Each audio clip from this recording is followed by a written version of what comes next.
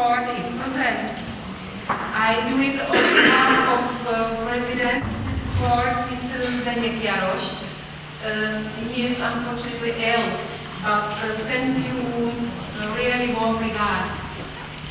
My name is Jana Miletová, and I work in this court as Vice President. The regional court in Plzeň has 80 judges and 170 employees, office staffs. Jurisdiction of this court is dispensed in the area penal, civil, commercial and administrative law, mostly as appeal court. It always is called for bankrupt. Jurisdiction is executed in region Plzeň and Karlovy Vary. These districts have together about 1 million inhabitants. This court, this building, was built in 1902. On the occasion of century was this building, including this council hall, reinstated in origin size. So I wish you to feel good and success in competition.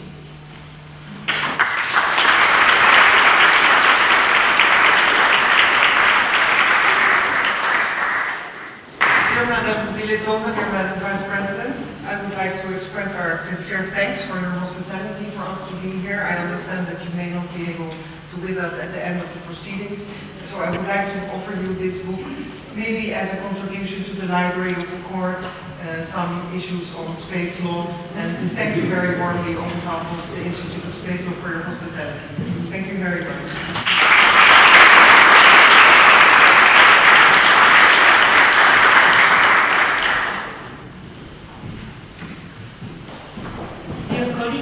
Dear friends, welcome in Czech Republic, in the city of Pilsen.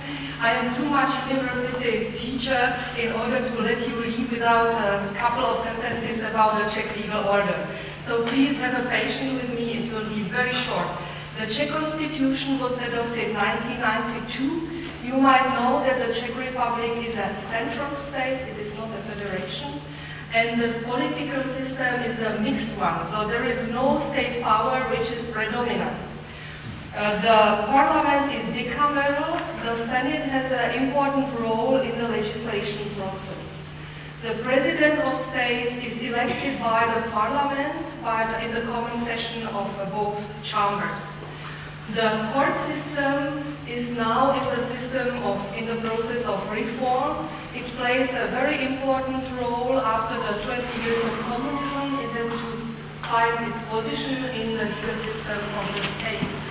There is very powerful constitutional court, which, as you know, gave the decision on the Lisbon Treaty, which enabled the Lisbon Treaty into force. The Constitutional Court has comparable jurisdiction as a German Constitutional Court, and it can also check whether the Czech legislation is not in violation of international law.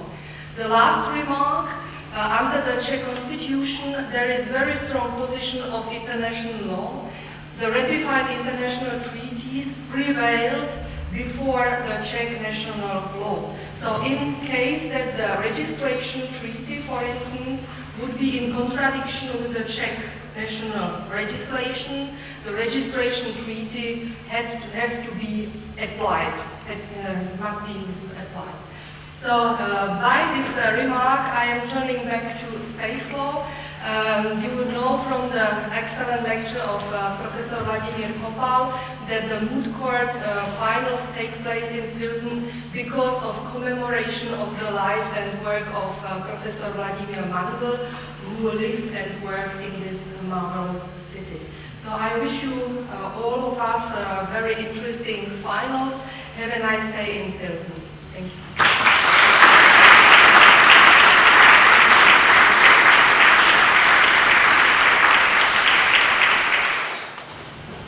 I want to welcome all of you in the name of the ISL the Moot Court Competition Committee. And I want to introduce, we are going to have Judge Tomka, Judge Horova, and Judge Skopnikov. And in order that you get some taste of what is coming, I would like to read a summary of the case. But I thought it is better if you hear it from the words of the author of the case. Can you please come here?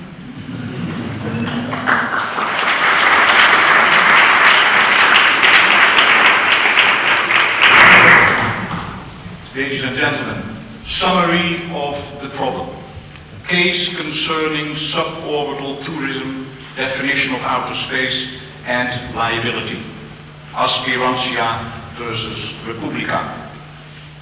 Aspirantia and Republica are neighboring countries, both engaging in space activities. Star Tours is a space company incorporated in Aspirantia. It developed an experimental passenger spacecraft, Starflight 1, which takes off from a foreign-owned carrier aircraft flying above the high seas.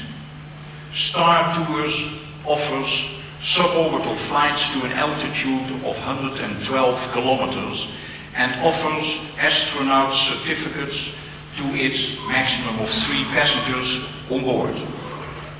On its maiden flight last year, Starflight 1 reached an altitude of 93 kilometers and gliding back to the surface of the Earth was struck by a piece of metal. This resulted in a gaping hole in the fuselage, loss of cabin pressure, and the death of 2 passengers and the co-pilot because these 3 had removed their helmets during the flight. The captain and the remaining passenger survived and landed by parachute. It turns out that the piece of metal originated from a launch of the Station Ferry vehicle by Station Rider Corporation of Republica, the other space power.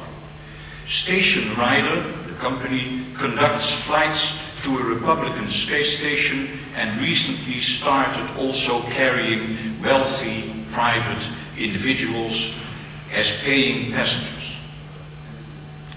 On the day of the accident, Station Ferry also carried a small container with capsules filled with human ash, so-called cremains, to be placed in low Earth orbit. And Mr. Timothy Ash, the initiator of the experiment, was on board as a passenger. After paying Captain Linke of the Station Ferry a large amount of money, Mr. Ash was allowed to hide this lipstick-sized capsule containing his father-in-law's ashes in his spacesuit. That happens very often, as you all know. He released the capsule during his scheduled extravehicular spacewalk. This capsule was the piece of metal that collided with Starflight 1 during its maiden voyage. Star Tours sued both Station Rider and the Republican Space Agency in a domestic court of Republica, claiming compensation for the damage caused. Pending these proceedings, a return flight of Station Ferry suffered from a malfunction and was forced to declare an emergency. It dumped fuel in a lake that Captain Linke mistook for the ocean and landed on an Air Force base in Aspirantia. The fuel caused serious environmental damage, and Aspirantia had to spend a lot of money to clean up the lake. It also did return the Station Ferry and its passengers to Republica at significant cost to Aspirantia. But the Aspirantian authorities arrested Captain Linke and one of the passengers, Dr. François Viennet, the Director General of the Republican Space Agency, who traveled as a paying passenger on his Station Ferry flight. the domestic court in Republica dismissed the claim brought by Star Tours against Station Rider and the Republican Space Agency, holding that the Republican Space Agency could not be blamed for the action of Station Rider. And evidence from an engineer during the trial showed that Starflight 1 was not sufficiently powerful or advanced to ever reach an altitude of 100 kilometers. By the way, according to Republican national space law, space starts at 100 kilometers. The verdict was protested by Star Tours and the government of Aspirancia, but the two countries then agreed to submit their dispute to the International Court of Justice, who will have the difficult task to decide who was right and who was wrong. Thank you very much.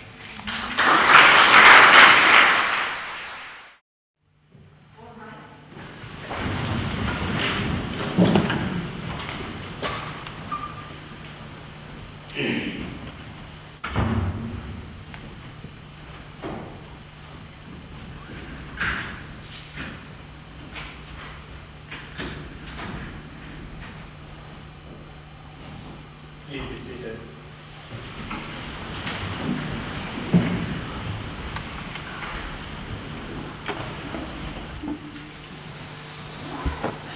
I call on the counsel for the applicant to address the court.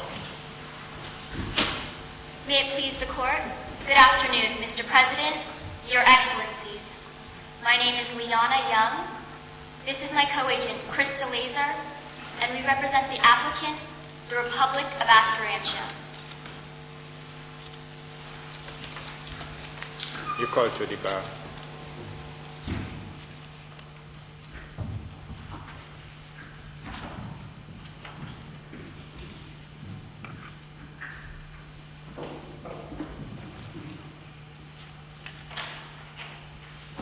What is your case? May it please the court. Again, good afternoon, Mr. President and Your Excellencies. My name is Liana Young, and I, along with my co-agent, Krista Laser, represent the applicant, the Republic of Aspirancia. I will address the issue of liability for damages to Starflight 1, while my co-agent will address the issue of liability for Station Ferry and its passengers' return and the damage to the Aspirancian Lake, as well as the issue of Aspirancia's right to prosecute individuals within its territory. Before I begin, I'd like to request 20 minutes for each of our arguments, as well as the remaining 5 minutes for rebuttal. Thank you. Your Excellencies, Republica is liable to Aspirancia for the tragic damages to Starflight 1 under two alternate theories. First, Republica is liable to Aspirancia under Article 2 of the Liability Convention, which mandates absolute liability. Second, and alternatively, Republica is liable to Aspirancia under Article 3 of the Liability Convention, which outlines fault liability. First, to address absolute liability under Article 2 of the Liability Convention. Article 2 provides that a launching state is absolutely liable to pay compensation for damages caused by its space object, to the surface of the Earth, or to an aircraft in flight. Pursuant to Article 6 of the Outer Space Treaty, it is clear that states shall bear international responsibility for national activities in outer space, whether those activities are conducted by governmental agencies or by non-governmental entities. Thus, the critical question at issue is whether Starflight 1 can constitute an aircraft in flight.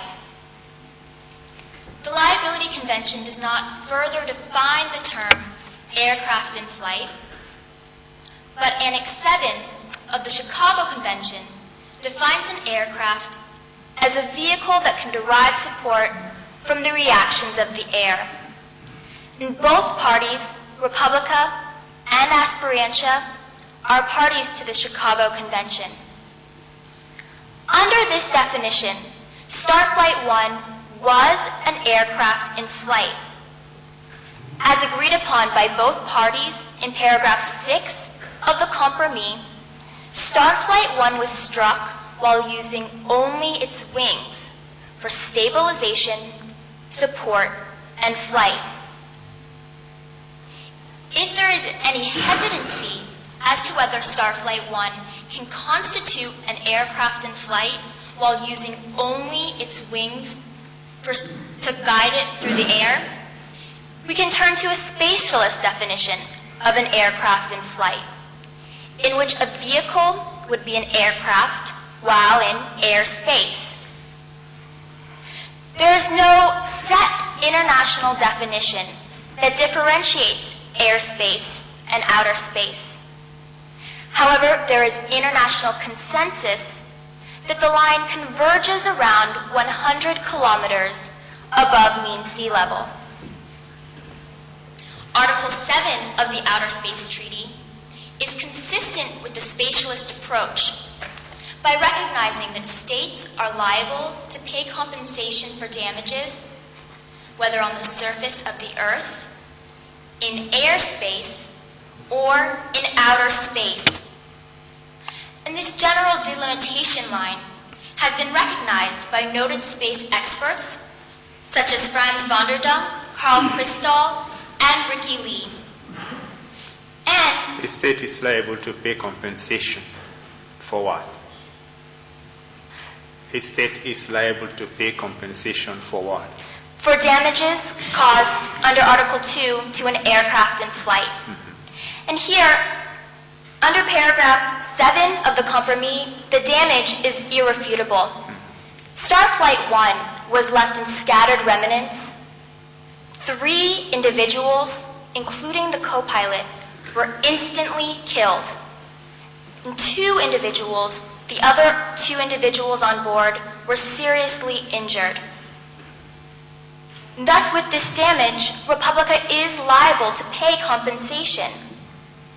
Going back to the spatialist approach of an aircraft in flight, Republica seemingly adopts this definition, as noted in paragraph 10 of the compromise, where Republica's Space Activities Act defines a space object as a vehicle or payload that reaches 100 kilometers above mean sea level.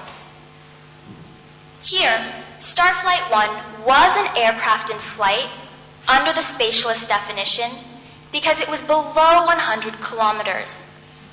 In fact, on the day in question, January 12, 2009, Starflight 1 only went up to 93 kilometers and in fact was descending from that altitude when it was struck by the metal capsule.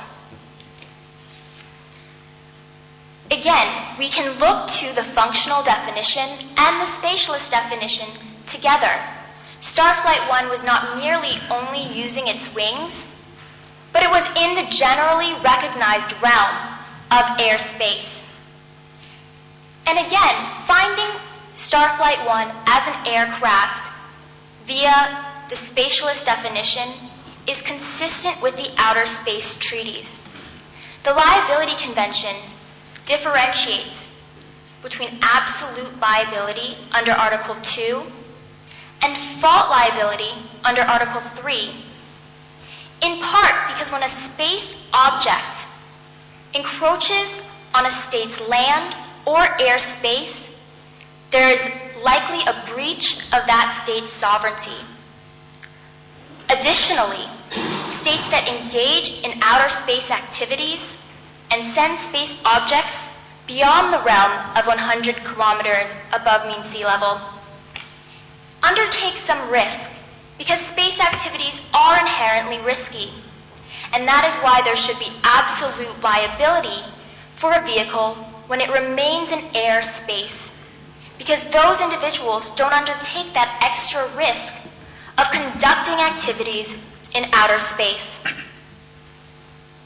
However, if Your Excellencies do not find that Starflight 1 was an aircraft in flight, then it would be considered a spacecraft, or, according to Article 1D of the Liability Convention, a space object. And this is the alternative argument if Your Excellencies do not find that Starflight 1 can constitute an aircraft in flight. Going to Article 3 of the Liability Convention, Article 3 provides that if... Counsel, Judge Tonka has got a question. Thank you, Mr. President. I have a question for distinguished agent of the applicant. It's a submission that it's legally irrelevant whether Starflight 1 was a space object or an aircraft in terms of legal basis for a claim to compensation. Could you elaborate on this point? If I'm understanding your question, Your Excellency, yes. If Starflight 1 was legally an aircraft, then there would be absolute liability under Article 2 of the Liability Convention. However, if Starflight 1 was considered a spacecraft or a space object, then we would turn to Article 3 of the Liability Convention, which discusses fault liability rather than absolute liability. Specifically, Article 3 provides that if damage is caused to a space object of one launching state by a space object of another launching state, the latter is liable if the damage is due to its fault or the fault of persons for whom it is responsible. I have an additional question. And was the damage caused by fault?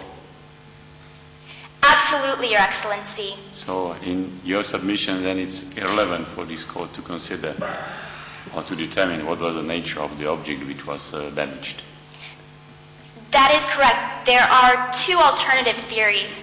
And to further elaborate on Your Excellency's question and whether damage was caused by Republica's fault, we first need to consider what fault means. In 1949, in Corfu Channel, this court applied fault liability as it relates to state responsibility by finding Albania liable to the United Kingdom for a destroyed sea vessel and deceased passengers because Albania failed to act with due care in maintaining an international waterway. Similarly, fault has been defined as the failure to exercise a reasonable degree of prudence under the circumstances. Here, the Outer Space Treaty specifically provides reasonable expectations for states undertaking space activities. Article 9 of the Outer Space Treaty provides that states must undertake international consultations before its nationals conduct any activity that would cause potentially harmful interference with the activities of other states. Additionally, Article 11 provides that states must inform the public to the greatest extent feasible of the nature, conduct, and location of such activities.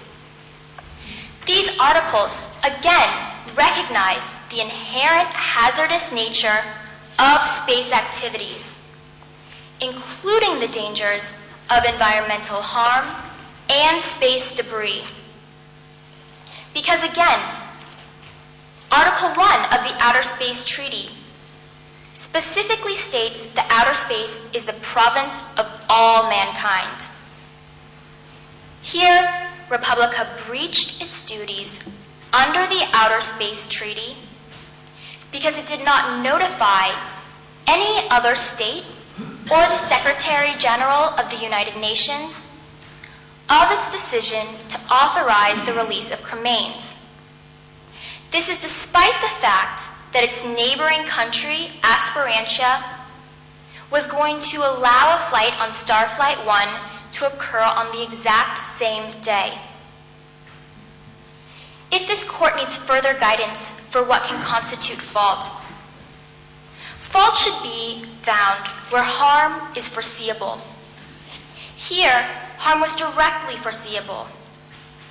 In paragraph 12 of the compromise, the parties have stipulated that environmentalists, astronomers, and space scientists in Republica and elsewhere around the world protested this release of cremains. I would go on. George Skotnikov has got a question. Thank you, Mr. President. What you are saying is that this cremains project was public knowledge. It was in public domain. Everyone knew about this. And at the same time, you're saying that the Secretary General of the United Nations was notified. The United Nations was not notified. Aspirantia was not notified. I wonder whether there is a tension here between formal notification and the matter being in the public knowledge, in the public domain. Aspirantia was aware of these plans. It didn't request information. It didn't protest. So how do you address this? Thank you. Respectfully, Your Excellency, there is nothing in the compromise to indicate that Aspirantia or the Starflight 1 participants were specifically aware of the release. What we do know from the facts is that the scientific community, environmentalists, astronomers, and space scientists, were aware and did protest this imprudent use of outer space. But Article 9 of the Outer Space Treaty still provides that states must undertake international consultations. This does not indicate that public knowledge would somehow erode this state's duty. Additionally, Republica not only breached its duty under Articles 9 and 11 of the Outer Space Treaty, but under Article 6 of the Outer Space Treaty, which mandates that states authorize and continually supervise space activities of its nationals. Here, again, harm was directly foreseeable. We have protests in Republica and elsewhere around the world. And yet there's nothing to indicate that Republica regulated this release of cremains. Instead, in paragraph 12 of the compromise, Republica admits that it merely saw no reason to forbid this release of cremains. Why? In paragraph 11 of the compromise, it is clear that allowing these private passengers on board Station Ferry and allowing the release of cremains would yield substantial sums of money to Republican corporations. And Republica chose to accept that financial gain by turning a blind eye and failing to regulate this release of cremains into outer space. And here, due to accumulation, damage by space debris should create a presumption of fault. We do not merely have scattered dust in the atmosphere, but several metal lipstick-sized capsules going into outer space. And as the Republican Space Agency found, these capsules were going to be in outer space for at least 15 years. In light of all these protests, Republica was at fault when it authorized this release of cremains into outer space. Here, finding fault is consistent with the Roman legal maxim, sicuter tu ad alium non lada. In addition to this court's holding in Corfu Channel, this general principle was applied in the Trail Smelter arbitration in 1941, where the arbitration panel specifically found that a state may not use its territory to harm the territory of another. If we look to Article 31 of the Vienna Convention of the Law of Treaties, it is clear that the preamble of a treaty may guide in its interpretation. Here, the preamble of the Liability Convention. But may I ask you, you refer to Vienna Convention, but one of the parties is not party to this dispute, is not party to the Vienna Convention. How would you like to apply Vienna Convention? Your Excellency, I believe Republica is a party to the Vienna Convention, and therefore it would be bound. But you are not. That is correct, Your Excellency. But still, this court has applied the Vienna Convention on the Law of Treaties in different articles as customary international law, and we can look to it for guidance. The preamble of the Liability Convention specifically recognizes that it was created to ensure state liability and, quote, prompt payment to victims. Aspirantia is the victim here. By no fault of its own, it allowed Starflight 1 to go up into airspace, and it was struck by a capsule of cremains, thereby shattering the vehicle itself, killing 3 people, and seriously injuring another 2. For all of these reasons, if there are no more questions, Your Excellencies, we respectfully submit that Republica is liable to pay compensation for this horrific damage under either Articles 2 or Article 3 of the Liability Convention. Why would you rely? Sorry. If I may ask you, do you claim full compensation, or, in your view, the fact that the 2 passengers and co-pilot did not wear at the moment of accident the protective headgear has any impact on the amount of compensation you are claiming? Your Excellency, no compensation has been set at this time.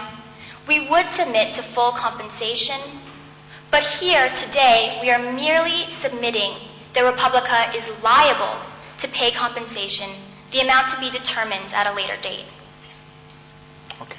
Why are you relying on the Vienna Convention on the Law of Treaties? Why are you relying on it? Why are you relying on the Vienna Convention on the Law of Treaties?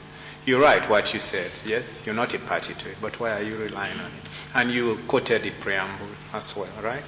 So why are you relying on it? Your Excellencies, Mr. President, I see my time has run up. May I briefly answer? No. Thank you. Tell me. As this court has previously found, the Vienna Convention of the Law of Treaties can be also customary international law. Thank you. Okay.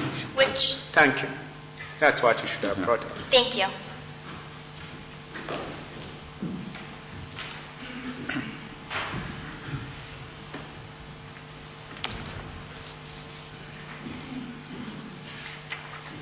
May it please the Court. Good morning, Mr. President and Your Excellencies. I am Krista Laser, co-agent for the Republic of Aspirantia, and I will present 3 primary arguments. First, Republica must bear the cost of return of its spacecraft and passengers. Second, Republica is liable for damage that the station ferry's fuel caused to our rare natural habitat. And third, we may prosecute those who caused the death of our nationals.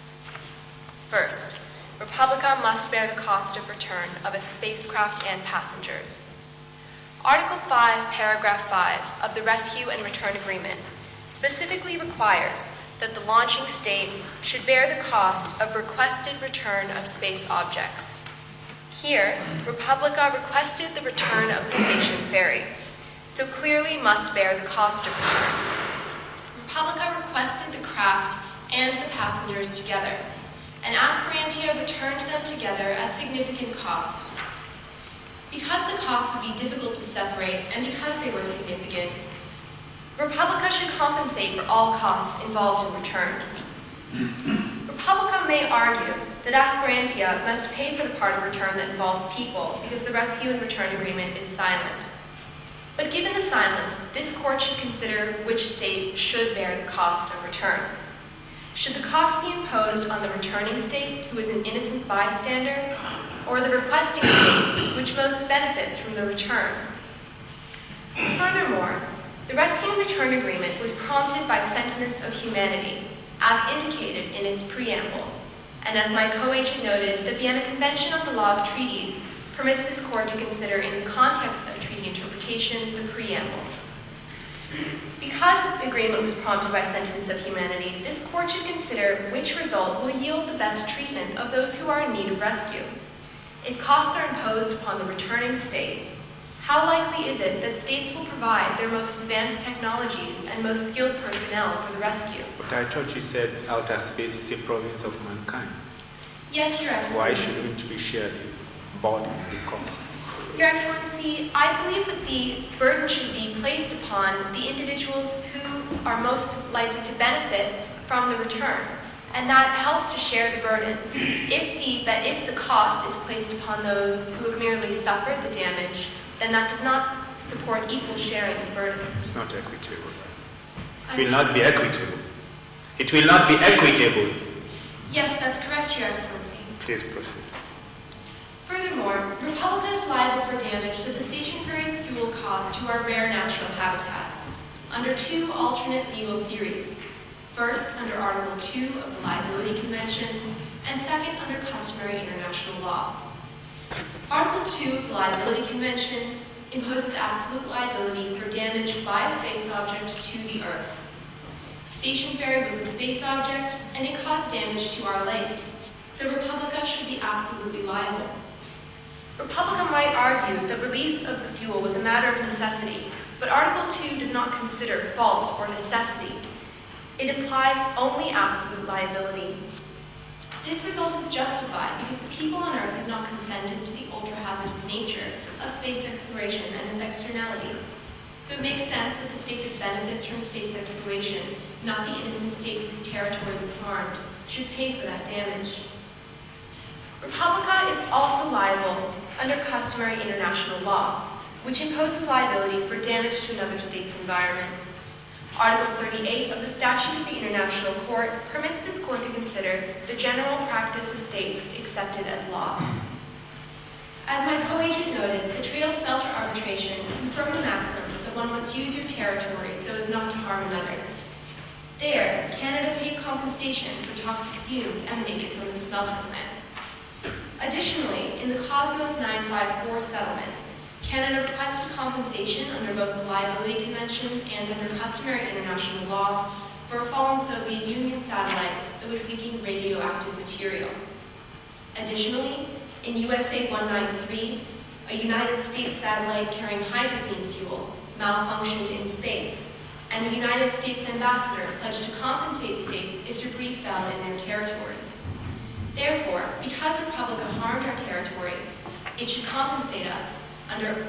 Yes, Your Excellency. My question is, it seems that you provide these examples of opinion use or state practice to prove the existence of customary obligation requiring to provide compensation for damage caused, even by activity which is not prohibited by international law. But pledged by the U.S. ambassador, does it mean that this is really state practice? And was Cosmos accident the compensation provided in the sense of Soviet Union accepting legal obligation, or was it that was that just a compromise reached in negotiations without admitting international obligation to provide compensation? Could you elaborate on this point? That is correct, Your Excellency. In the Cosmos 954 settlement, the Soviet Union did not accept legal obligation. However, the fact that they paid $3 million can help to indicate that they believed that there was some aspect of liability. However, if this court does not find that persuasive as customary international law, it only needs to look to Article 2 of the Liability Convention for liability. Why are you insisting on customary international? I thought you quoted 38 of the statute. Yeah. You talked about general principles, and you quoted the sic iture principle. That is the line you are arguing to follow, not to customary international. I think not to confuse the two customary. Thank you, Your Excellency. Go ahead. If there are no further questions on that point, I will address my next issue. We may prosecute those who caused the death of our nationals. The principle of state sovereignty permits a state to prosecute those that commit crimes that affect their territory. State sovereignty is one of the most fundamental principles of international law. So fundamental, in fact, that this court's predecessor stated in Lotus, restrictions upon the independence of states cannot be presumed. Republica might argue that the rescue and return agreement... Yes, Your Excellency. Yes, indeed, the restrictions from state sovereignty cannot be easily presumed. They can be not easily accepted. And we are facing a situation where it may be argued that this is precisely the case.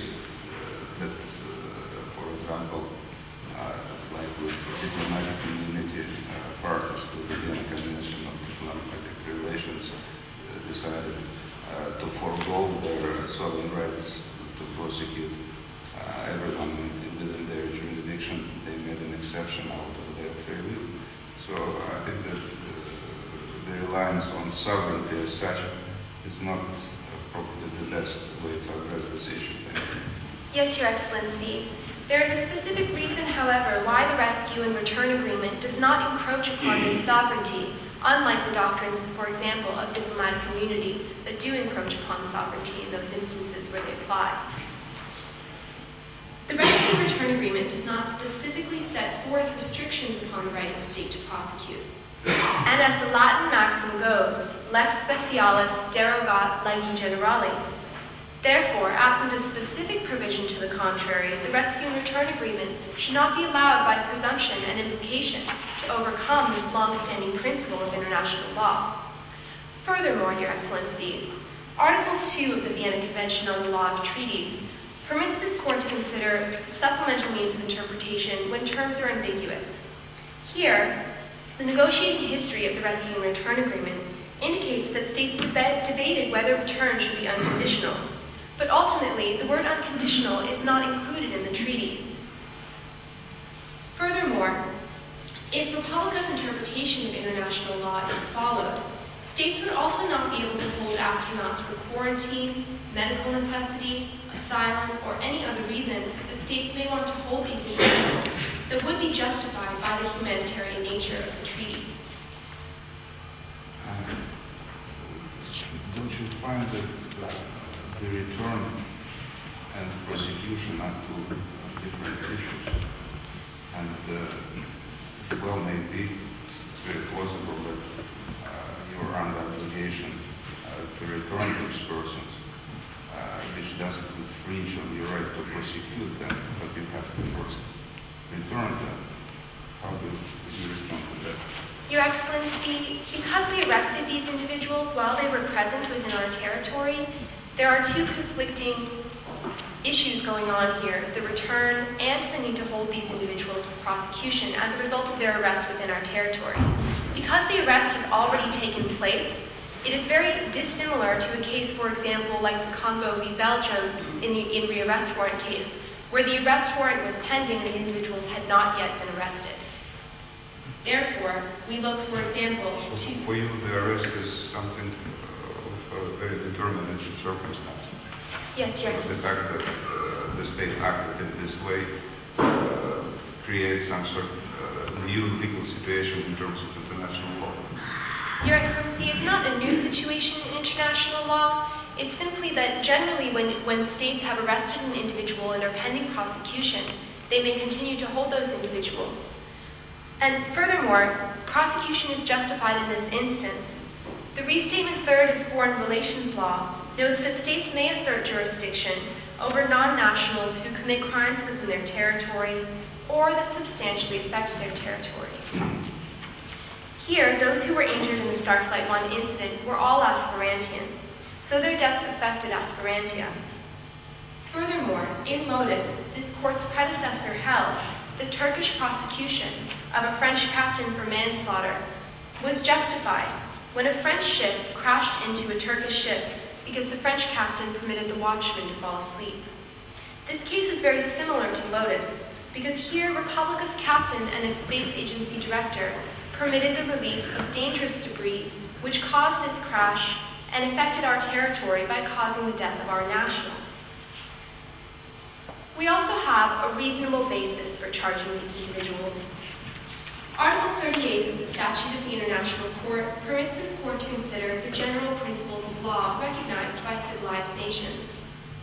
The U.S. Model Penal Code says that manslaughter is homicide committed recklessly, while the French Code Penal says that homicide is causing death by negligence. Here, Republica believed that objects released into low Earth orbit constituted, quote, a graveyard orbit.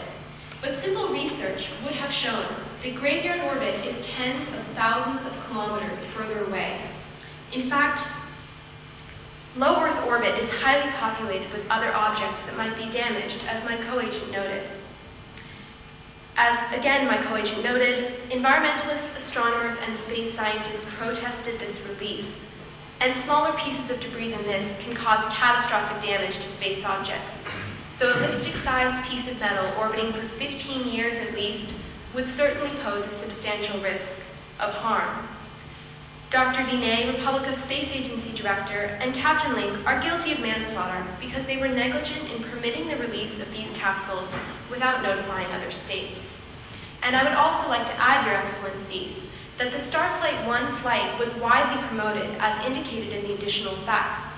However, the specific date that Republica chose to release the capsules was not notified to other states, only the fact that they were planning to release the crewmates at some point. Perhaps, Your Excellencies, if Republica, Captain Link, and Dr. Binet had followed the protocol of the Outer Space Treaty by notifying other states when the release of dangerous material was going to occur, our nation would not have flown this flight on the same day. If there are no further questions, Your Excellencies, we respectfully submit to the Court. The Republica must bear the cost of return of requested space objects. Republica must bear the cost of return of its spacecraft and passengers. Republica is liable for damage that Station Ferry's fuel caused to our rare natural habitat, and we may prosecute for the death of our nationals. Are there any questions, Your Excellencies? Why do you think the Lotus principle should apply in this case? Your Excellency, because you did cite it correctly, but why do you think it's applicable? Your Excellency, in both circumstances, deaths occurred on board a vessel. In this instance, all the individuals on board were Aspirantian, similar to the Lotus case. And so? And furthermore, the Starflight 1 was incorporated in Aspirantia and would also additionally constitute the territory of Aspirantia. Those provide two alternative bases for jurisdiction. Okay. And in Lotus, what did you have? In Lotus, the submission to jurisdiction was based upon the effect that was in the territory based upon the deaths of those nationals. Yes, and in our case? And in our case, it was also based upon the deaths of the nationals, very much like Lotus. Could you elaborate further between the two cases, the similarities or lack of similarity? You still have time. Yes, You'd like to educate the court. Yes, Your Excellency. The only difference in these two cases are that instead of ships crashing, there was debris that committed the crash. However, that debris constituted a space object because it was launched from the territory of Republica, and therefore it could also constitute a vessel. Simply because this vessel was not carrying passengers does not make it very different from the Lotus case. But what about the flag? Yes, Your Excellency. The flight, you said? The flag on the Lotus. Why did they find in favor of... Oh, yes, Your Excellency. Well, the court determined that there can be two concurrent jurisdictions.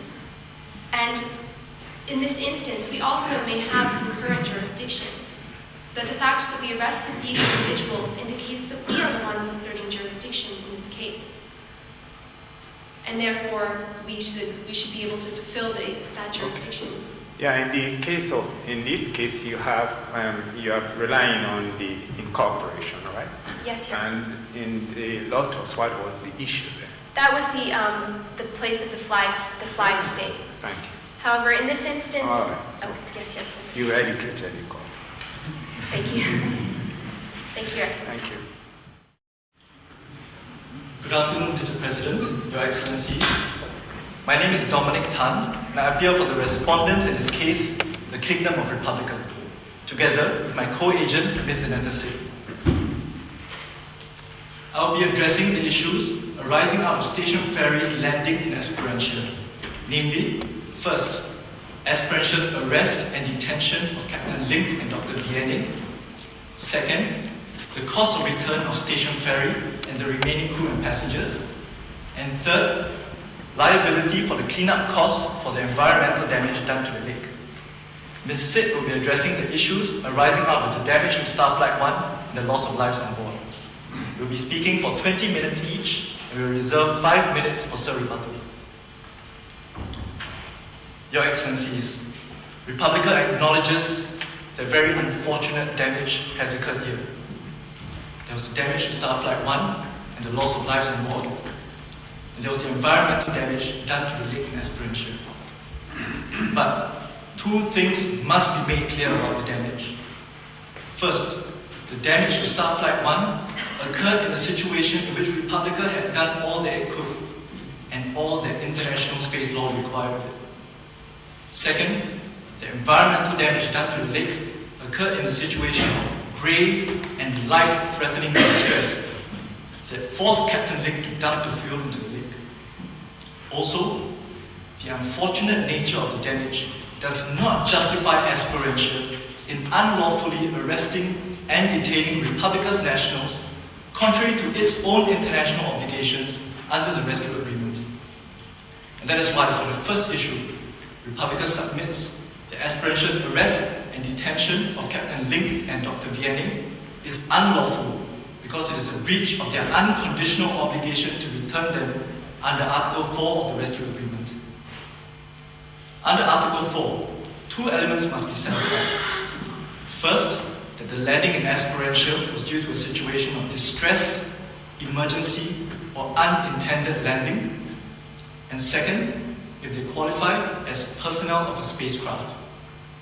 The applicants have claimed that Article 4 does not apply because first, the landing in Esperantia was an intended landing. This was at page 22 of the memorial. And second, that Dr. Vianney does not qualify as personnel of a spacecraft. This is at page 23 of the memorial. But this is incorrect.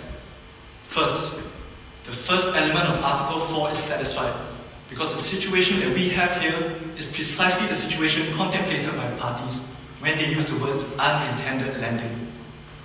Paragraph 15 of the compromise says that Station Ferry had lost all engine thrust, navigation, and guidance systems. Professor Crystal, a well-known publicist in international space law, has stated that the words unintended landing were meant to be broad and to include even a mistake. In fact, he quotes the US delegates Dembling and Abrams as saying that the most obvious example of an unintended landing is one in which there was a navigational error, either by the astronaut or by automatic equipment. Here, we're not even saying that there was an error in the navigation. There was a complete failure in navigation and guidance systems. And so it clearly falls within the situation of an unintended landing. The applicants in their memorial claim there was an intended landing because Captain Link had control of the spacecraft and was aware that it was landing in Esperantia. This interpretation would lead to the absurd result that as long as a pilot is conscious and has some control of a spacecraft, he will be deprived of the protection of Article 4. This cannot be what the parties intended when they drafted Article 4.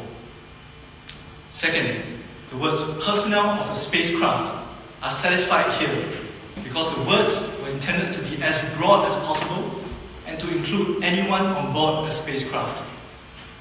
The applicants at page 23 of the memorial have claimed that Dr. Vianney, yes, Your Excellency. I'm not sure. You just said that it was intended to cover everyone on the board of the spacecraft. Yes, Your Excellency. This include passengers. Yes, it does, Your Excellency. In fact, the applicants claim that the words personnel does not include passengers, but we strongly disagree that a plain reading supports this distinction between passengers and crew. This is especially so when you contrast it with the language used in Article 5 of the Outer Space Treaty. Article 5 uses the word astronaut. The travel preparatoire of the rescue agreement shows that the state parties to the agreement had intended the word personnel to be broader than astronaut and to include more than simply the crew members. Furthermore, yes, Your Excellency. On this point, that in your written submission, you rely on Professor Goro. Yes, you quote him, stating that Article 8 of the Outer Space Treaty, and here is quotation from his article, entitles the state of registered jurisdiction, first of all, over the registered space object and its personnel and passengers. So it distinguishes between personal and passengers. And earlier you stated that the word personal covers both crew and other persons on board. How would you reconcile your view, presented earlier, and the fact that in the written submission you rely on the view of Professor Goro? I understand your concern, Your Excellency. However, we respectfully submit that Professor Goro was not considering the words personnel used in Article 4 at the time that he said that. In fact, the state parties to the treaty show that the words personnel do include passengers. The travel preparatoire of the rescue agreement shows that states understood the words personnel of a spacecraft to be as broad as possible and to include anyone on board a spacecraft. I agree, Your Excellency, with this distinction, and we do accept that current circumstances have moved on. But the parties did intend for this obligation to be as broad as possible. And perhaps to understand how we should interpret this treaty, we should look to the purpose of Article 4. The drafting of Article 4 shows that states had intended this obligation because of a humanitarian obligation. They were prompted by sentiments of humanity. This is also reflected in the Preamble to the Rescue Agreement. Sentiments of humanity should not only apply to crew members and other agents of the state aboard the spacecraft and not to space tourists. That's why we submit that the words personnel should include Dr. Vianney.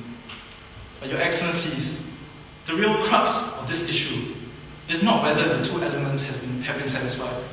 The real crux of this issue is whether Article 4 imposes an absolute and unconditional obligation to return. The applicants have not addressed this. They have made extensive submissions on why they have a basis for criminal jurisdiction. But that does not matter.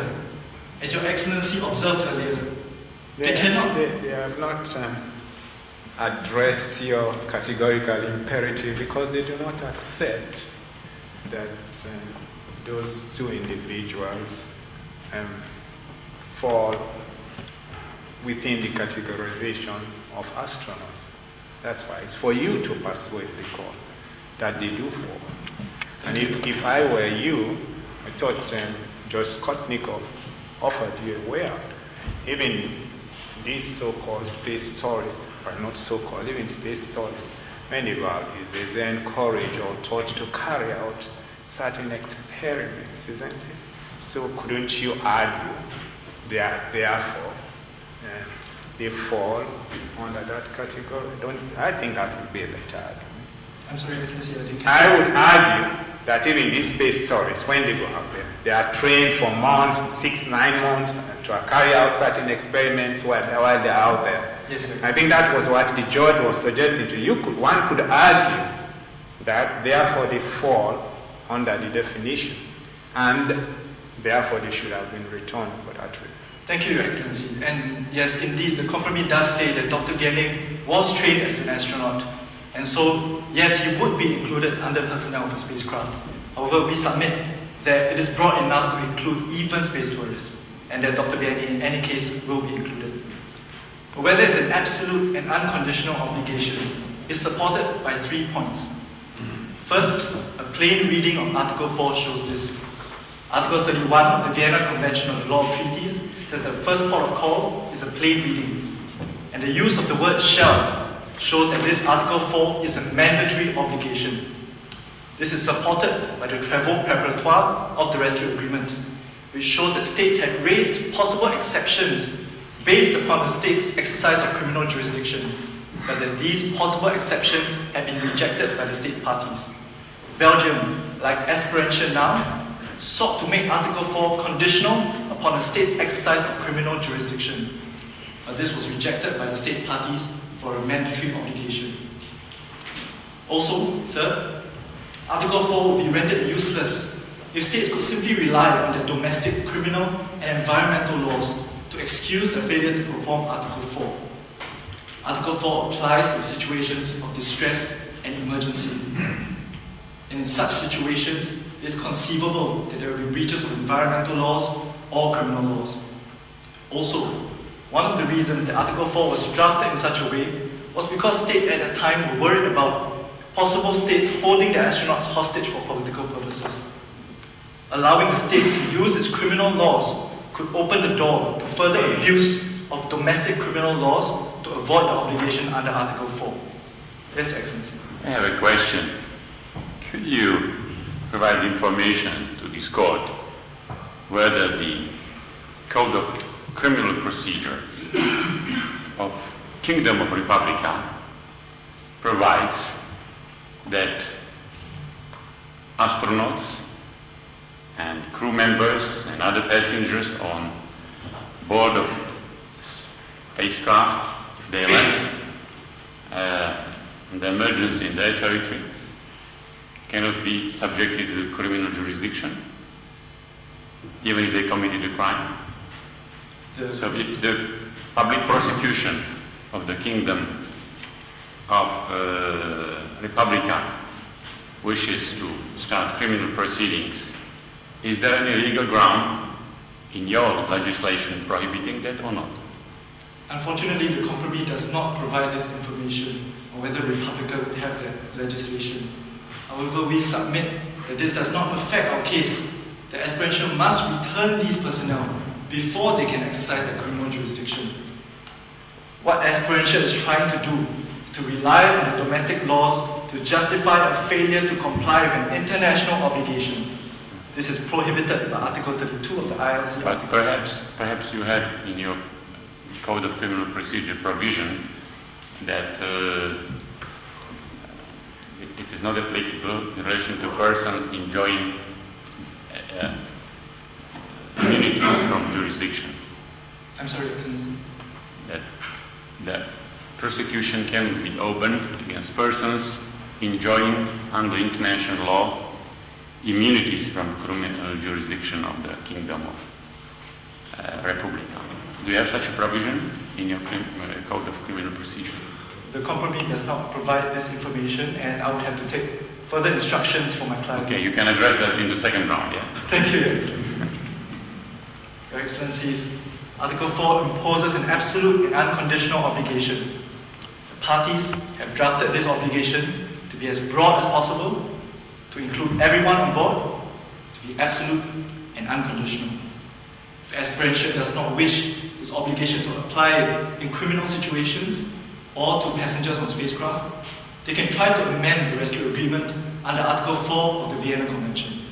What they cannot do is to unilaterally assert that they are not bound by Article 4. They have submitted to this obligation, and they must perform this obligation in good faith. We are not saying that Esperantia can never exercise their criminal jurisdiction, but it is up to the parties to find a diplomatic solution to decide whether they want to return Captain Link and Dr. Vianney to Esperantia. Why are you not saying that they should not exercise their criminal jurisdiction? Why? They are party to the treaty, aren't they? Sorry, Your Excellency. I said they are a party to the treaty. Yes, Your Excellency. So, therefore, what? They have to return them. International obligation storms municipal legislation. Yes, Your Excellency. That's your point. Go on, please. Thank you, Your Excellency. I will now move on to the second issue, the cost of return of station ferry and the remaining crew and passengers. Republica does not dispute that under Article 5.5 of the Rescue Agreement, it is liable to compensate Esperantia for the cost of return of the space object. However, just as we respect our obligation under the Rescue Agreement, so should Esperantia respect the Rescue Agreement when it leaves out the cost of return of personnel. The travel repertoire of the Rescue Agreement shows that states had intentionally left out cost of return of personnel because they saw the return of personnel as a humanitarian obligation. Esperantia cannot now try to circumvent the intentions of the parties and to seek to make Republica liable for such return costs. The applicants also claim at page 18 in their memorials that Republica is liable for return costs under the Liability Convention in what they call consequential damage. However, this claim is not made out because they have failed to show the primary damage from which the return costs are a consequence. Before any possible claim for consequential damage can be made out, it must be shown to be a direct consequence of some form of primary damage. The applicants at page 18 of the memorial claim that the primary damage is a breach of territorial sovereignty. However, nowhere in the Liability Convention is a breach of territorial sovereignty recognized as damage. Article 1A defines damage as... You said what? Sorry? Nowhere? Come again? Nowhere What is your submission? That nowhere in the Liability Convention Yeah. is a breach of territorial sovereignty recognized as damage. And that is from the definition That's the primary obligation, isn't it? I'm sorry, Your Excellency. Breach of territorial sovereignty is a primary obligation. Yes, Your so you don't define it in the convention. That's a primary obligation. You wouldn't define it in the convention. In other words, it's prohibited by general international law. Yes, Your Excellency. And I don't make such submission before a court of law. Please proceed. thank you, Your Excellencies. If I may now move on to the third issue, the cost of cleanup for the environmental damage done to the lake. The applicants have not addressed whether cleanup costs are a compensable head of damage under the Liability Convention. And our submission is that cleanup costs are not a compensable head of damage under the Liability Convention, and the proper body of law to govern this claim is general international law. Our second submission is that under general international law, Republica will be afforded the defense of distress. I now move to the first submission. Cleanup costs are not included in the definition of damage under the Liability Convention because of the context of the Liability Convention. Article 31, paragraph 3c of the Vienna Convention on the Law of Treaties says that part of the context are rules of international law applicable between the parties. Judge Sir Gerald Fitzmaurice has stated, and I quote, "It is a principle of international law that a treaty must be interpreted primarily in terms of international law as it existed at the time of the drafting of the treaty and not at the time of the dispute. This is also supported by the Travaux Preparatoires of the VCLT. We acknowledge, Your Excellency." This seems to be a conservative view of Sir Gerald Fitzmaurice, with all due respect to him.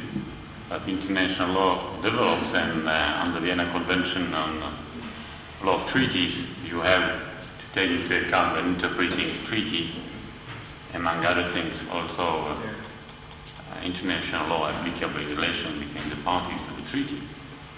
I agree, Your Excellency. We respect Sir Gerald, but Stick to the treaty. times have changed. Stick to the treaty. Our submission, Your Excellencies, is that cleanup costs are not a compensable hit of damage because of the context of the Liability Convention. This is because at the time of the Liability Convention, environmental damage, if it is to be damaged, has to be proven in the form of a diminution in value of that property. This is from the Trail Smelter Arbitration of 1938, where the tribunal specifically rejected claims by the US for surrounding property because they had not shown such a diminution in value. The applicants are not claiming for any diminution in value of the property damaged. They are claiming for cleanup costs. These are not recognized by the Liability Convention. Therefore, the proper body of law to govern this claim is general international law. Under general international law, Republica will be afforded the defense of distress.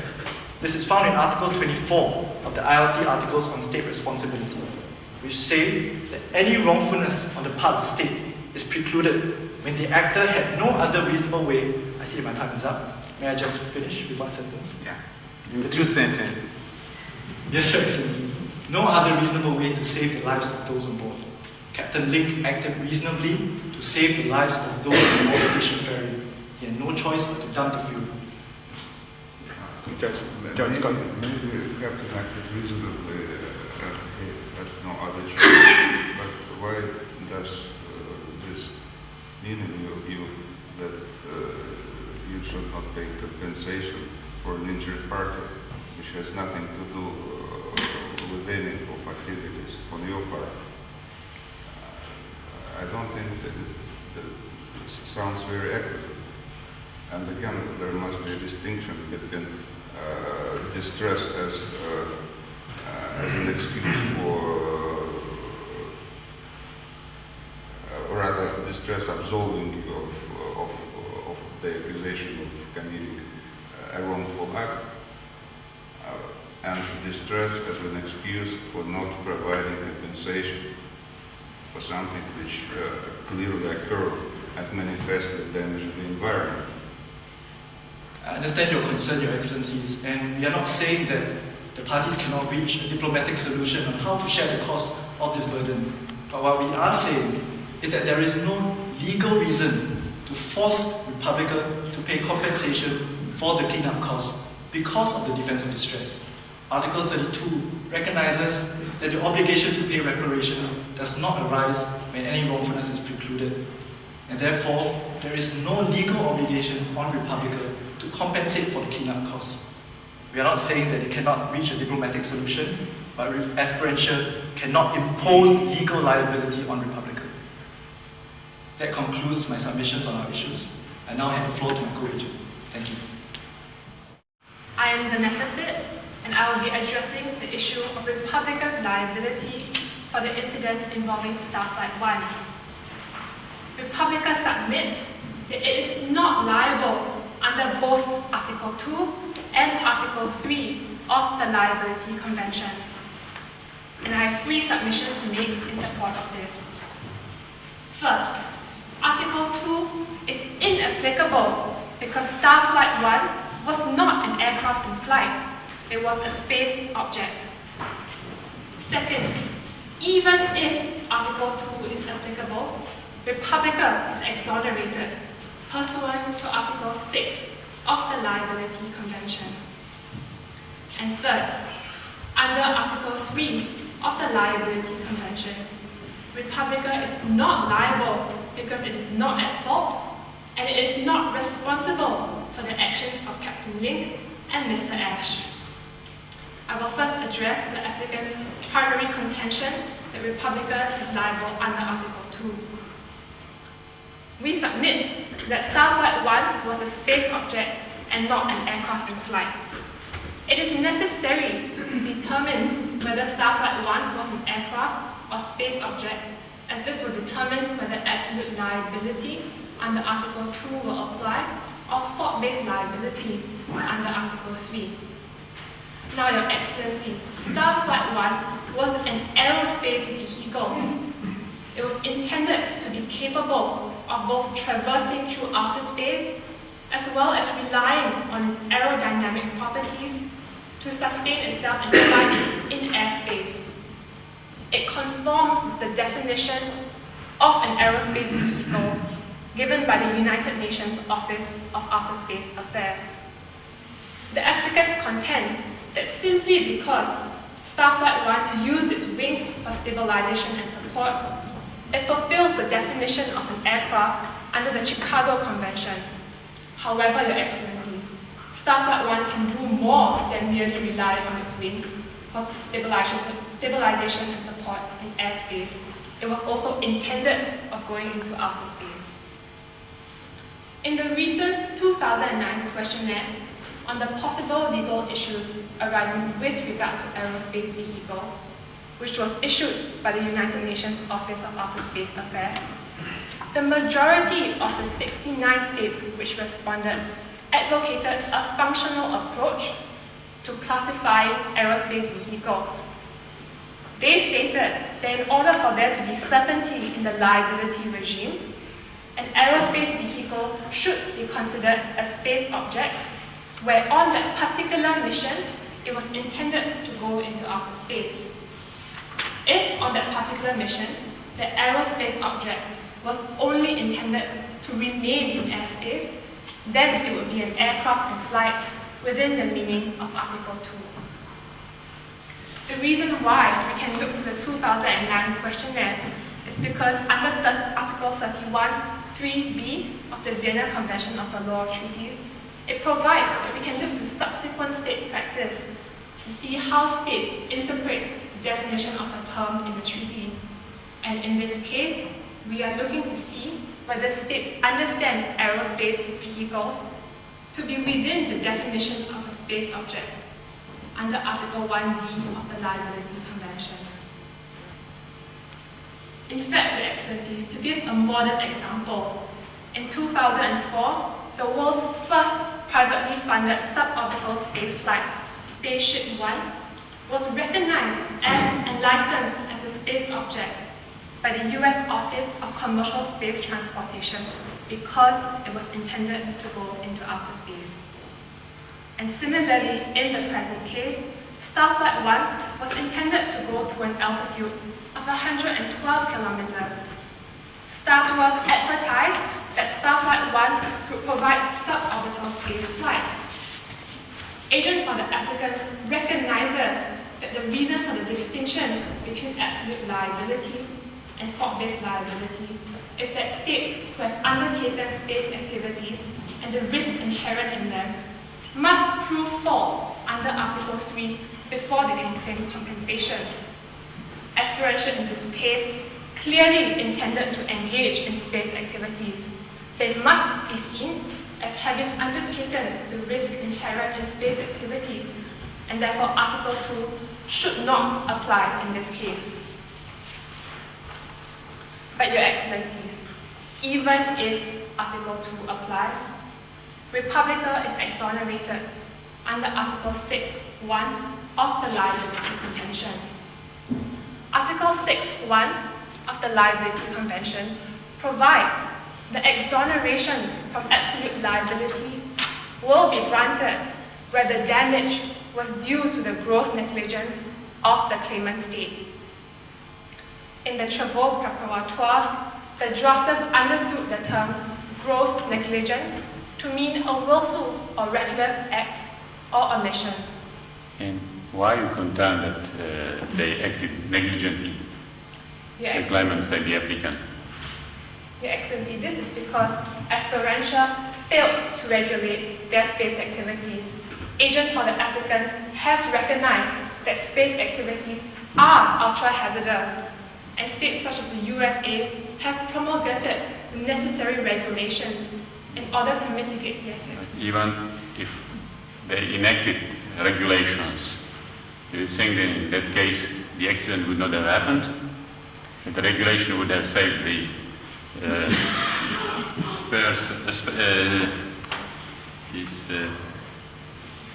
what's the name of the ship? Starflight 1. From the accident? Your Excellency, it is our submission that if Esperantia had the necessary regulations in place, the pilot on Starflight 1 would have had the necessary authority to compel the passengers and the co-pilot to wear the helmet. Well, let's put aside the helmets, but there is also still damage caused to the object, which was it. And that damage would have been caused irrespective of the co-pilot and two passengers didn't wear the headgear. So negligence was maybe on the part of these three persons. But where is the negligence in relation to the damage caused to the object? Your Excellency, Republica recognizes that if Article 2 is applicable, the exoneration is partial because Esperantia's gross negligence did not cause the accident to happen. However, the fact that the pilot apparently had insufficient authority to compel them to wear their headgear points to the fact that Esperantia had no regulations in place to ensure that their pilots and passengers were adequately trained before going into outer space, Your Excellency. And we submit that therefore, to the extent that Esperantia's gross negligence caused the deaths of the 3 individuals, their own citizens, Republica is exonerated. Then it would be for you to prove to us that the pilot of Starflight 1 acted wrongly.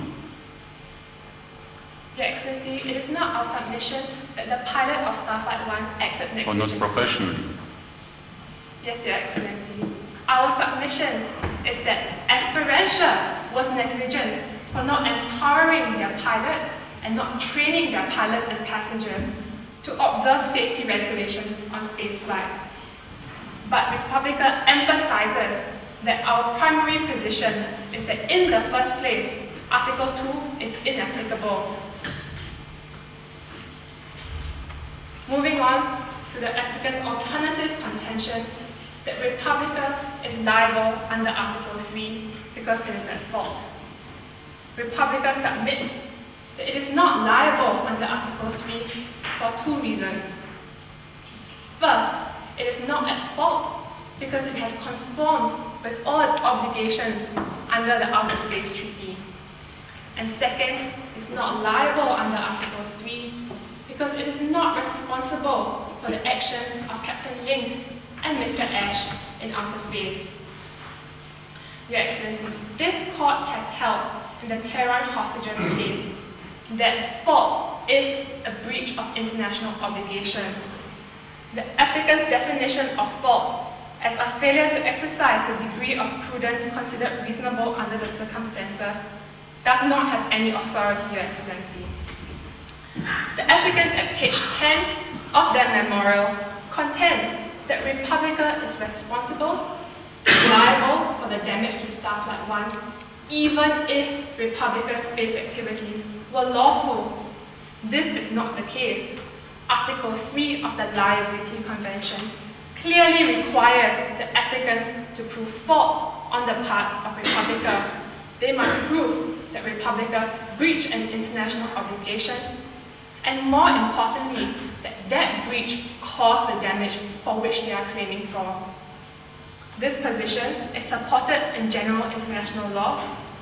Article 2 of the IRC articles states that a state is responsible only if an internationally wrongful act is attributed to the state. And Article 12 of the IRC articles define an internationally wrongful act as a breach of an international obligation. Republica, therefore, is not responsible and liable under Article 3 because it has not breached any of its international obligations under the Outer Space Treaty.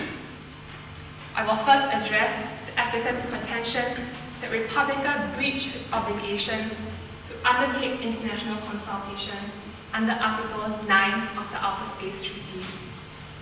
Republica submits that it had no reason to believe that the release of the Preamble capsules would pose harmful interference with the space activities of other states.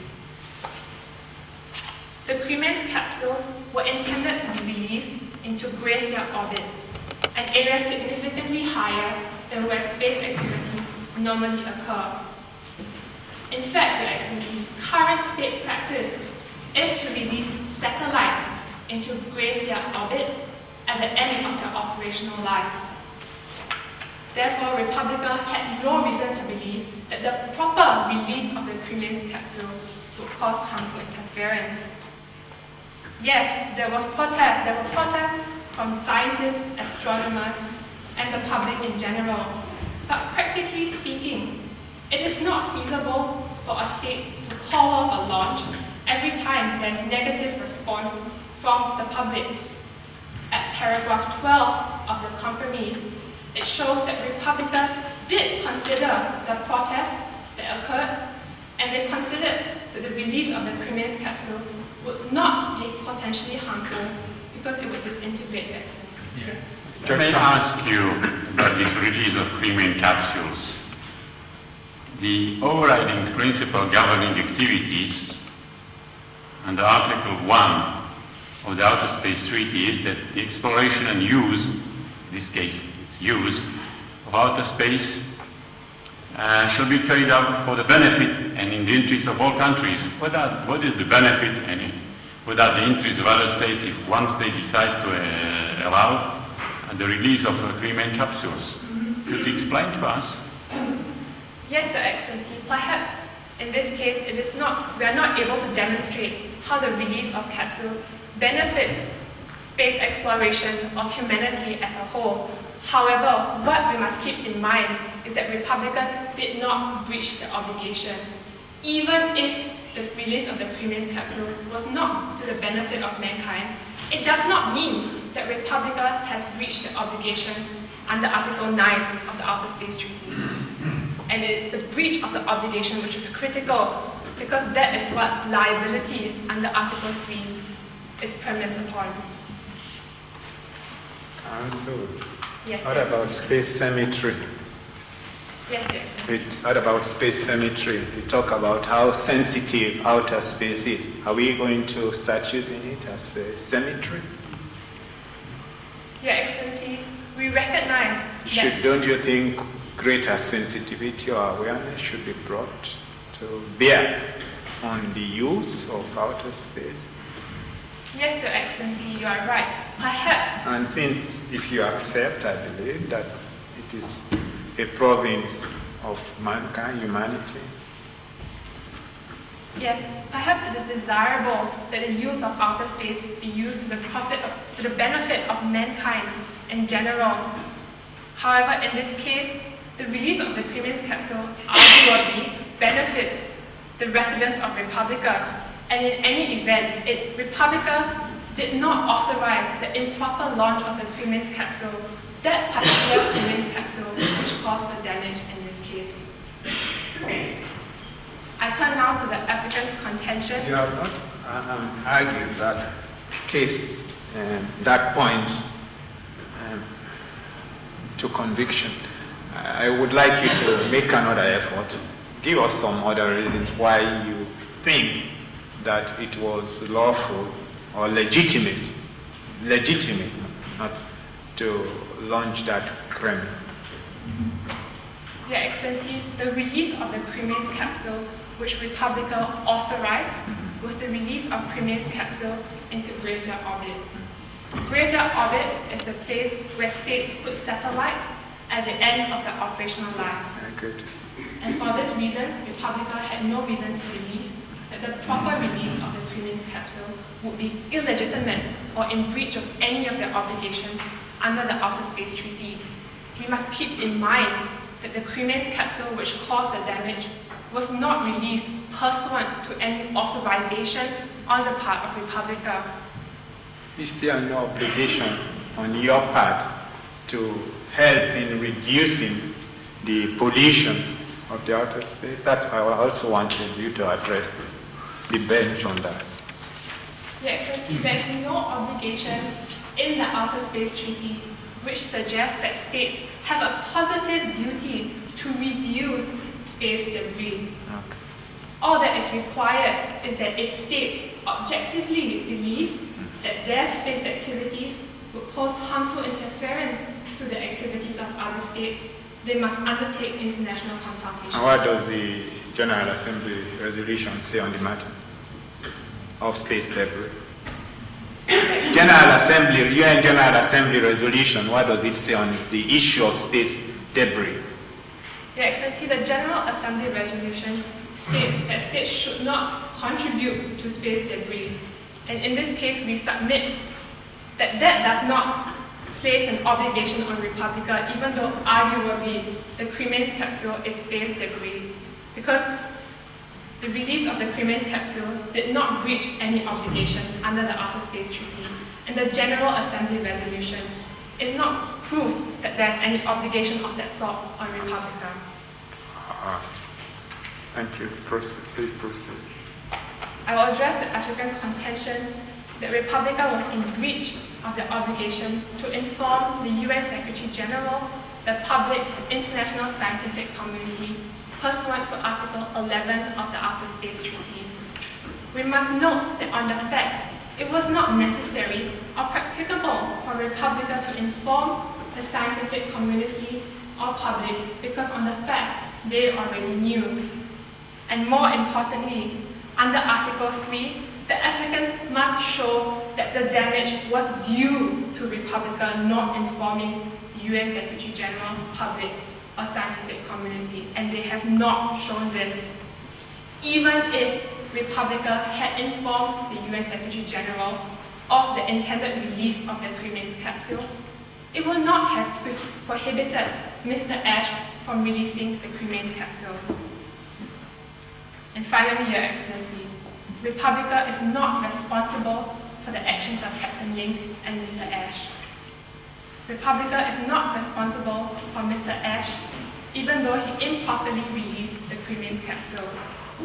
This is because according to the Travaux Préparatoires of the Liability Convention and Article 6 of the Outer Space Treaty, state parties did not envision space tourists to be included within the ambit of Article 6 or the Liability Convention.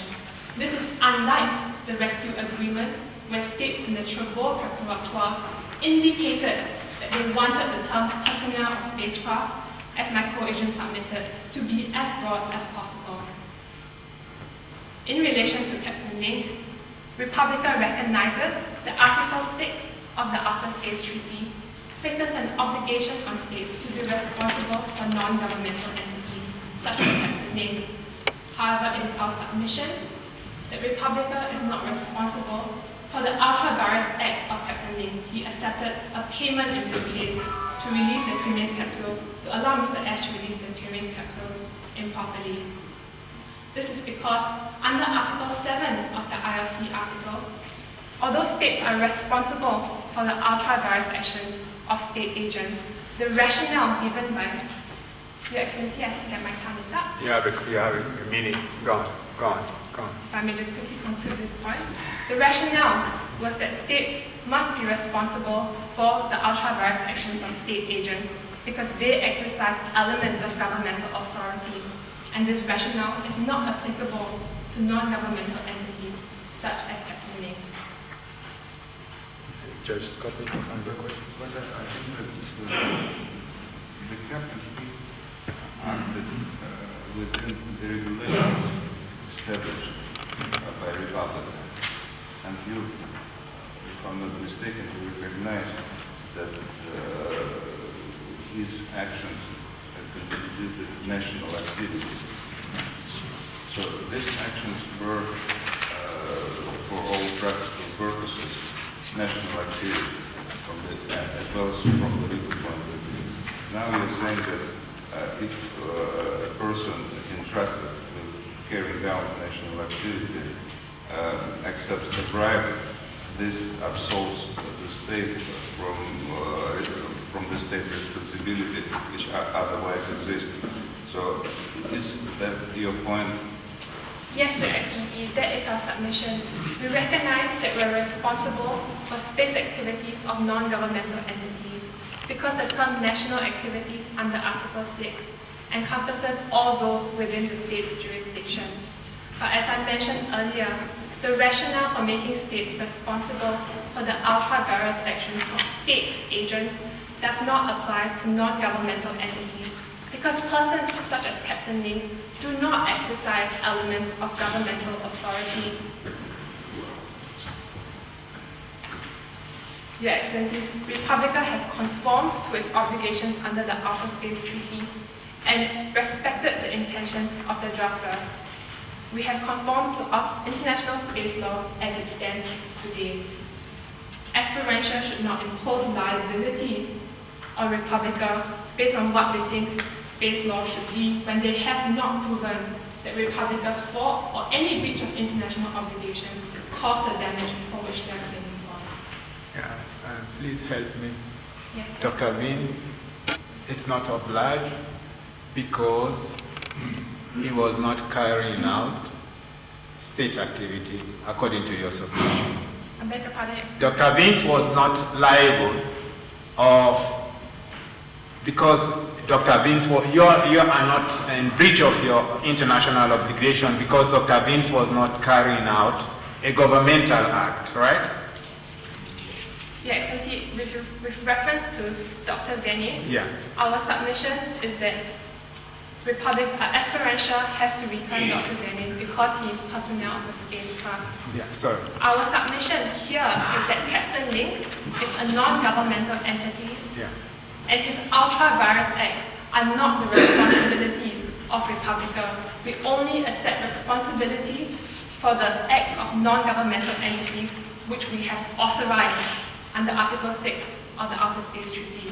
There is no reason, either from the Travaux Préparatoires or from general international law, to suggest that states must be responsible for the ultra-virus actions even of non-governmental entities, Your Excellency. Yeah, is it because he's not a governmental agent, or is it because his act was not authorized by the government, which makes you non-liable? That was what I was trying to get at. It is because he's a non-governmental entity and his act was ultra-virus. That's why Republica is not responsible for Ultra-virus what? The whole operation was authorized. Sorry, The whole operation, the launch, the release of the capsules as such, this was authorized by Republica.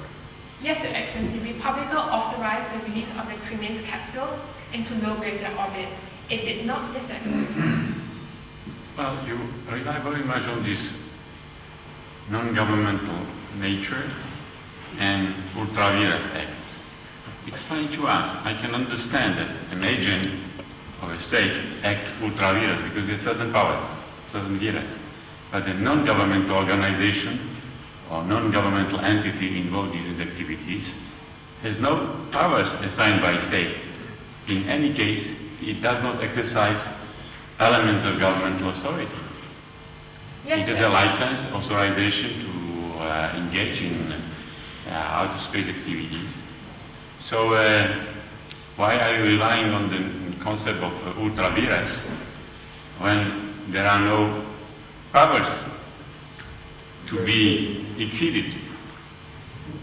Under the Outer Space Treaty, Article 6 of the Outer Space Treaty, states are required to authorize space activities of non-governmental entities. Therefore, non-governmental entities can act ultra-virus contrary to their instructions. And to answer Your Excellency's question, the ultra-virus act here, which Captain Lim committed, was that he accepted money and allowed Mr. Ash to release the Cremains capsule during a spacewalk. It is not what Republica authorized. Republica authorized the release of the Cremains capsules in general into low gravity orbit, where it believed that it would not pose any harmful interference to the space activities of other states. That concludes the principal submissions of the respondents. Thank you, Your Excellencies. May it please the Court, Mr. President, Your Excellencies. Co-agents for the Kingdom of Republica have made two critical errors. First, in their submission that the Liability Convention does not apply to the damage to Esperantia's lake. And second, in their interpretation of Article 6 of the Liability Convention. First, to discuss Article 2 of the Liability Convention in relation to the damage to Esperantia's lake. Article 2 mandates absolute liability when there's damage to the earth. And as co-agents for the Kingdom of Republica have aptly noted, we must first look to the plain meaning of the treaty. Here, the treaty's language of absolute liability is clear, and the treaty provision must overcome any inconsistencies from a non-binding arbitration panel. The Liability Convention does not provide a defense for distress. The only defense for absolute liability under the Liability Convention is the defense of gross negligence under Article 6 of the Liability Convention. Pursuant to the Liability Convention Article 1A, damage includes damage to property of states. Here, the lake was Esperantia's property. Absolute liability, again, is consistent with principles of equity and justice because when a space object damages the surface of the earth, it breaches state sovereignty, and that injured state has not accepted the hazardous nature of space activities. Therefore, the Liability Convention does mandate absolute liability for the damage to the lake, and there is no defense for distress. Next, turning to Article 6 of the Liability Convention. Article 6 does provide exoneration from absolute liability when there is gross negligence on the part of the claimant. Article 6 specifically states that there is exoneration from absolute liability. Absolute liability is only found under Article 2 of the Liability Convention, which is appropriate when damage is caused to an aircraft in flight, not to a space object in outer space. We agree that Starflight 1 was an aircraft in flight, but if this is the case, Esperantia would not be bound by Article 6 of the Outer Space Treaty, which requires authorization and supervision of outer space activities. Additionally, co-agents for Republica today told this court that Esperantia did not cause the accident to happen. And that is correct, because the space capsule hit and crashed into Starflight 1 while it was merely descending from outer space. Damage would have occurred despite any licensing or regulation by Esperantia. For all of these reasons, we respectfully submit to this court to find in favor of the Republic of Esperantia on the three submissions to your excellencies. You will not make any allowance for distress? Excuse me, your excellency? You will not make any allowance for distress to your absolute liability? That is correct. The Liability Convention is clear. There is the defense of gross negligence. There is no defense for distress. And even if the damage to the lake was perhaps the safest route, that does not erode absolute liability. Why not? Again, because the liability May I continue? The Liability Convention recognized the hazards of space activities. But when a state surface of the Earth is damaged, it has not consented to those ultra-hazardous space activities. And again, additionally, when a space object damages the surface of the Earth, it breaches the state's sovereignty. Because as the Chicago Convention reiterates, a state has sovereignty over its land and over its airspace. And that is why there's no defense for distress. Thank you.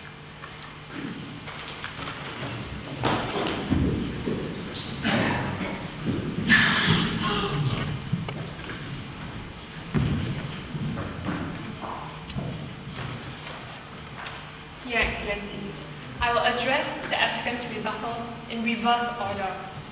First, in relation to their contention that we had misinterpreted the exoneration under Article 6 of the Liability Convention. It was precisely the respondent's submission that if Article 2 is applicable, Republica will be partially exonerated for the loss of lives under Article 6 because Esperantia's gross negligence cost the lives of the 3 citizens. If they had promulgated the necessary regulations, then perhaps those lives would not have been lost.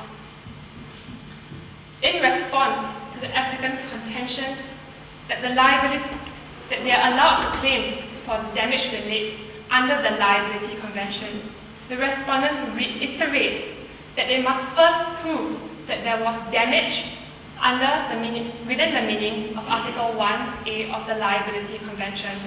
They have failed to do so.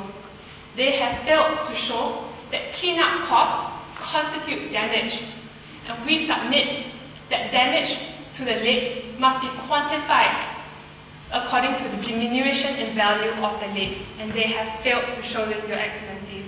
This is because international law, as it stood at the time of the Liability Convention, only recognized compensation for environmental damage if there was diminution in value to the property. And because they have not shown damage within the Liability Convention, the Liability Convention does not apply, and general international law should apply. And under general international law, Station Ferry clearly must be afforded the defense of distress because it was in a life-threatening situation where Captain Ling had to dump the fuel into Esperantia's lake, which he mistook for the ocean. And that is an understandable mistake, Your Excellencies, because on the facts, Esperantia is an islanded nation, and in such situations of grave distress, that was a reasonable decision for Captain Ling to make. That is all, Your Excellencies.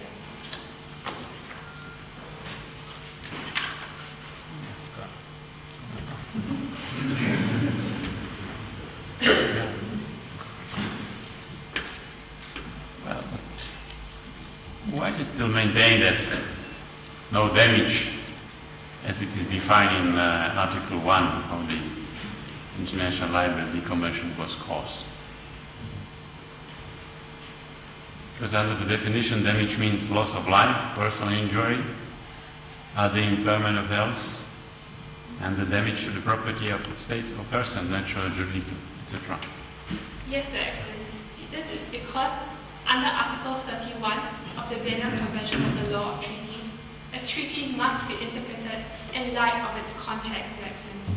And here is the definition for the purpose of the convention. It means for all purposes of the convention, this is the definition of the damage. Yes, Your Excellency. We are not saying that the applicants cannot claim for damage to the lake. We are saying that in order for them to claim damage to the lake, they must show that there was a diminution in value, because in the context of the Liability Convention, damage, compensable damage for environmental harm is diminution in value to the property. And they have not. Would this not be for the next stage when we would be asked to determine the amount of compensation? Now we are asked to rule on the issue of liability, not yet on quantum, on the amount of compensation to be provided. We have not had any figures. But here only the principle is involved, whether you are liable or not. And only if you are liable, then if you are unable to agree on the amount of compensation, we will determine. Your Excellency, we submit that the diminution in value is not the quantum of the damages that they are asking for. We submit that the definition of damage to property under the Liability Convention must be a diminution in value. And they must show that there was a diminution in value to the lake that was damaged by the fuel. On the face of it, it looks like there was a significant damage caused to the lake. Yes, yes. And one can even say that this is a manifest damage. So what you are saying that your opponents failed to quantify the damage, and because of this you are absolved of responsibility. Your Excellency, we are saying that they must show that there was a diminution in value of the lake to claim damage under the Liability Convention. However, if there was no situation of distress, they could still claim for the environmental harm to the lake under general international law, because general international law does not require environmental harm to be quantified for a diminution in value. However, in this case, because the defense of distress applies in general international law, they cannot claim under both the Liability Convention and general international law. Thank you very much for being helpful to the court. Thank you, Excellencies. The court will now retire to consider its judgment, and I'll ask the agents to hold themselves at the disposal of the court should we need further assistance. All the